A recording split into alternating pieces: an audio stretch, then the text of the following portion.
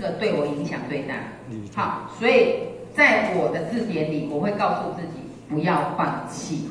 对孩子的一个教学过程里面，也许有些孩子他先前的刺激不够，你同样再带一个班，有些孩子很快就进入到一样的目标，有些孩子就是很慢。但是我们要透过一个不放弃的一个这样子的一个心境，我们身为一位师长，身为一个父母亲，都要有这个不放弃的心态，带领，为孩子朗读。小朋友记不住，我之前这个功课我做的比较少，比较抱歉，不太了解各位带的是哪一些部分的经文。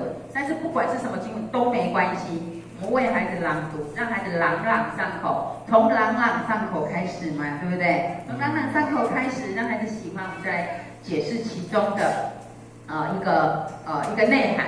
所以在说故事的过程里面，我非常强调3个元素。这3个元素或许在各位身上都有。这3个元素是在讲故事很重要，吸引孩子愿意进到故事内涵里面非常重要的一个 keyword， 就是声音、动作跟表情。你的声音可以随着情境抑扬顿挫，高低起伏。讲故事嘛，哇，好厉害哦！你要随着里面的故事情节、角色不同，变化不一样的声音，你更能吸引孩子。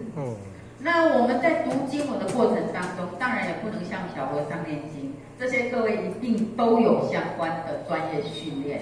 好，你会一样透过一些朗朗上口，一个有抑扬顿挫、高低起伏，让孩子感受到经文音韵之美。